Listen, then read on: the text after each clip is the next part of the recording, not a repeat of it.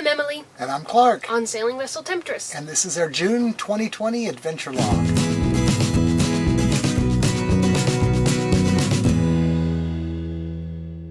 We are about this close from leaving Georgetown, as you saw in our last video, which is up there. We got really close to leaving, and then we had an engine problem, so we're still here in Georgetown. We are going to be going to the Dominican Republic. We've got a lot of friends that are there. It's really protected for hurricane season, so we're going to head down that way as soon as we get the engine all put together. As for the weather, June 1st begins hurricane season. We're already beginning to see some less predictable thunderstorms, some stormy weather here at the anchorage. The other thing about the weather right now is that as we're going to the Dominican Republic, we're going to be fighting upwind pretty much the whole way. Yep. So we missed the really good weather window. When we were going to take off, it was going to be very light air, easy to move, not very much waves. Might have had to motor a bit, but that was okay. Now it's going to be a lot more. It looks like the foreseeable future. There's a lot more wind and a lot more rough conditions. But we're a good boat. We'll be able to make it. Mm-hmm. The engine. I reached down underneath and I've got some oil absorbers down there, and the oil absorbers are full of oil. So obviously the oil pan has a hole in it.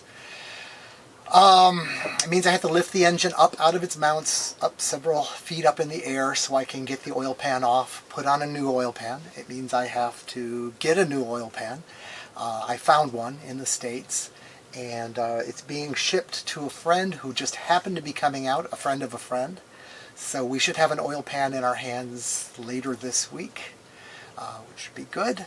It's a big job, and you have to realign the engine, and it's a big hassle, but I've done it before. It's just a lot of physical work. Mm-hmm. So we'll get that taken care of. Mm-hmm. Other updates since last time. Thank you all for watching and subscribing. We reached our 25,000 subscribers this month. Hooray! Mm-hmm. And we also reached 1.5 million views on all of our videos. So thank you so much for taking the time to watch our videos, to hit the subscribe button and the bell button, and leave us comments and share our videos so that our channel continues to grow. Thank you to all the Patreon guys that sent in questions. We're going to turn a lot of those into little question and answer videos. I've got them all in my notebook, and we'll do that. Probably not like right away, but once we get settled into Lupron, which should be pretty early, we'll be there. There's just a lot going on right now with the engine and everything. A lot of stress. I just don't want to deal with anything I don't have to do. Mm-hmm. We did put out a video this month about the question of why don't we have children, or why don't we plan to have children. You can check out that video up there. It's one of the early videos that we've done. We've gotten a lot of questions regarding budget, so I'm going to give a little bit more detail on the budget this month. Other questions about food, which I might do something about food while we're doing crossings and moving, because that's an interesting thing to talk about. But keep the questions coming. You can add some to the comments here, send them to us on Patreon, and we'll keep collecting those. Mm-hmm. Well, lockdown-wise, with all the whole COVID deal in the Bahamas, has really opened up. The 1st of July, tourists will actually be able to arrive. So our little island here with no cases, and probably end up getting a case because, you know, tourists coming in and all. Mm-hmm. We've decided to leave for Lupron for a lot of reasons. One of it has to do with our visa, and it the final extension would happen right in the middle of hurricane season, so we wouldn't want to have to try to move then. So, or the worst of hurricane season in this part of the world, I should say. So we've decided to go to Lupron. Lupron's an interesting place. I've been there before. I can't say it was my favorite place, but a lot of friends are there right now, and they're really talking about the social of it being a lot nicer. I was just there for a couple weeks on my way to Grenada, but it's very protected from hurricanes. First off, the bay itself would just be the best place to be if some big storm happened. But because there's a mountain exactly where it is, it seems no hurricane has ever come to Lupron.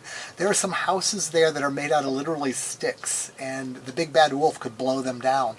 And they're like at least 60 years old. So I'm saying this is a good place to be during hurricane. There is COVID on the island. There was one case on in Lupron itself. So that just happens. That's a little dodgy. But it has way better medical facilities than the Bahamas has. So if we did get sick, that's a better place to be. It's way better than Florida, which would be our other choice. And I know if you guys are all kind of used to it, it's like the risk of driving a car, you just don't think about it anymore. You've been living this life. But we've been out here where it's like absolutely safe. So we're taking it a little bit more seriously than probably necessary. The other nice thing about Luperon is it's very, very inexpensive. We can go out to eat for $5 a piece. You can hire people to work on your boat if you wanted to do some bright work or something like that. I think the average wage is like 15 or 20 bucks a day. So labor there is really inexpensive. That'll be an interesting thing to do. And it's a big island too, so there's lots of opportunities for inland travel. People often rent or buy scooters while they're there to get around. So it'll be a new change for us. I think it'll be exciting. I did some inland stuff, did some waterfalls and things where you hike up them. It's a really beautiful island. It really is. Okay, so Luperon's going to be cheap. Let's talk about money. How much did we spend in the Bahamas this month? We spent a lot of money this month. It was our most expensive month this year. As you know, our budget is usually $1,000 a month. We usually spend between $500 and $1,000 a month. This month, we spent $1,000 alone on just a new oil pan. That sounds ridiculous if you know anything about engines or parts. An oil pan is a sheet of metal. A machine goes ka-tunk, ka-tunk, presses it into shape. Next one. They're usually like $50 to $100 if you bought one for a Ford. Yanmar parts are crazy, ridiculous, off the chart expensive. When I put a new engine in this boat, there were two good engines that would fit, the Kubota and the Yanmar. I decided for the Yanmar because it does run well and everybody likes it, but they like the Kubota too. The Kubota was going to cost like $2,000 more, and I figured, well, that's a lot of parts, so I'll get the one that has the more expensive parts, and I'll be okay. And I'm glad I got the Yanmar. It is a good engine. But, God, $1,000 for an oil pan. It's ridiculous. And they have absolute stringent controls. There's no aftermarket. I think the Japanese company sends ninjas in and attacks anybody that tries to sell a cheaper part. It's terrible. Where the Kubota, they're in Bobcats, so you can just go anywhere and buy that engine, any construction kind of a place. And okay, well, I made a mistake. But we're going to, when we take out the old oil pan, we're hoping it's not too bad. We're hoping we can patch it and at least have a spare, so that if this happens again, hopefully it doesn't happen again, we'll have a spare. Of that I'll go into $1,000 detail part. what really fails when I know what really fails, but I'll have to get down there to really know. But I have a suspicion. So $1,000 a month on the oil pan. Not really a regular monthly expense, but we'll add to the tab for the year. The rest of the month we were under $1,000. I think our total was $862, and that was $517 for food, which was a little bit more. We usually spend about $300, $350 on food. This month we spent a little more because we are doing keto, which is what we do a few months out of every year just to kind of maintain a healthy weight and to clear our minds and kind of detox with sugar that we have been over-consuming. So We also provision for the trip. and we provision for our trip. So a little bit more for food this month. $174 for fuel, again fueling up for the trip. $113 is our normal expense for internet and communication. About $20 on prescriptions. $17 on clothing. $12 on trash disposal, and $6 for some beers. So that came out to $862 with the oil pan. This month is $1,878, which again is over our monthly budget. But for the year of 2020, so far we've spent $5,520 over 6 months. So we're still less than $1,000 a month. Our average is $920 a month. We've spent as little as like $450 in 1 month, and now as much as almost $2,000. But that original budget that we have between $500 and $1,000 still seems to be pretty spot on, I think. So let's talk about projects. We always have projects on the boat, always don't have we? projects. A lot of projects this time, it seems. Well, we put out a little short video showing it, but we repainted the hull. Well, Emily patched it up with her new fiberglassing skills from building her dinghy, and we made it all nice and smooth here, and that's kind of why we started with the painting. So the whole boat's been painted again now. It looks really nice, and we put new stickers on the back and all that. So we did the big boat, and then we did the small boat too. We've done some work on the dinghy, right? Sure. Let's see. I put bottom paint on the dinghy. It's an aluminum dinghy, so you have to use special bottom paint. But now that it has bottom paint, we don't get the growth we've been getting, which is a lot less work, and the boat's faster. I put some lights on so I can hit a switch and we have really good navigation lights. People can see a red, a green, and a white light from a distance. And that's a good thing. The windlass, the thing that pulls up our big anchor, wasn't working. So I went up there to fix it, and it wasn't a very hard fix. But in the process, I also fixed our washdown pump. So all of that equipment up there is running great now. And we got the mainsail cover battens ready. Yep, I made a mainsail cover some years ago that has like a zipper and it always stays up. It works out really pretty good. I had it for a very long time. And it requires some battens, and I just used 1/2-inch PVC pipe. And over the years, where it's lifted by, it's not battens anymore. They're like snakes. I think Emily said it looked like something from what was it, Dr. Seuss, like a Dr. Seuss tree. Anyway, I just came across some really good batten material, and I extended it with some new pipe, and we've replaced it. So now that part is nice and straight, and that'll be better. And there's a fuel transfer thing that we did, right? Sure. The fuel transfer pump, moving fuel around, getting it into all the tanks we need it for the trip. Realized the fuel transfer pump wasn't running right. So I have spares, so I put a spare in. We've had this problem with one lazarette hatch. Lazarettes are like the thing in the cockpit where you store stuff. And it's made of plywood, glassed over, but it rotted. When I got the boat, the other side of it was rotted, and I patched that. Now this side's rotted. And for the longest time, I've had, like, whenever we have guests over, I put something there so no one will step in the bad place, because they could go through, and then it would be a big job. Anyway, we cut all that out and redid that, so that's nice and strong now. Oh, geez, lots of stuff here. I think that's most of it. We've had to switch from living on a boat, kind of basically this is our floating house, to this is now a vehicle with all these systems that have to work. And we've gone a long time without moving, and so we've discovered all these problems, maintenance things, really. So, Emily, tell us about activities, daily life. What have we done this month? What have we done? Well, with the lockdown restrictions being loosened or lifted, in some cases we've had the opportunity to actually be social again. So we've had a couple potlucks with the remaining, 10 or 12 boats that are left in the harbor. Again, there's no cases on this island, so we've been fairly loose about, hanging out with other people, just our small pod of cruisers. We've played music again with friends on land, which is something we've really missed over the past several months. We played music also at a bar that we did, like a fundraiser for the Humane Society that was there, so that was fun too. Just getting out and feeling like a social human being again has been important. And we started playing RuneQuest. Yeah. We have a role-playing game that we play with our friend Dale and his girlfriend, who's been phoning in remotely. We have our big table here, and we all spread out and we go on little adventures with our characters, so that's been keeping us busy every week. Yep, and it's Chris, Dale's girlfriend, who's bringing our part in. So thanks, Chris. Yeah. Emily has cut her hair. I did. It's about 6 or 8 inches shorter than the last video. And now we're debating whether I should cut my hair. It's not very manly, and it's hard when I go out sailing to have all this hair tied back.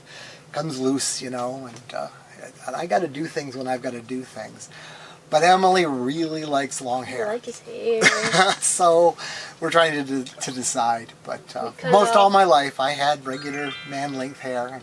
And it took him about a year to get it long enough that it wasn't in his face. Vote on whether my hair should be cut off. Vote on Clark's hair. Shave his beard off too, maybe.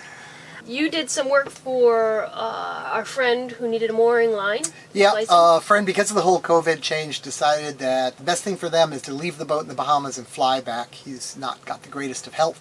So I helped him out by splicing up some mooring lines so he can tie his boat securely in case a hurricane comes to a mooring is like a really big anchoring system that you never pull up, and you rent them from the locals, and they're just really tie your boat to one location. Much more secure than your own anchor. And then it was just kind of getting ready to go, provisioning. We have a friend that took us around the island to do some last minute errands that we couldn't get to by foot. So just kind of packing up the boat, making sure everything works, making sure we've got food and all the things that we need to go. Okay. We always talk about the best thing and the worst thing that happened during the month. Do you have an idea for a best thing, Emily?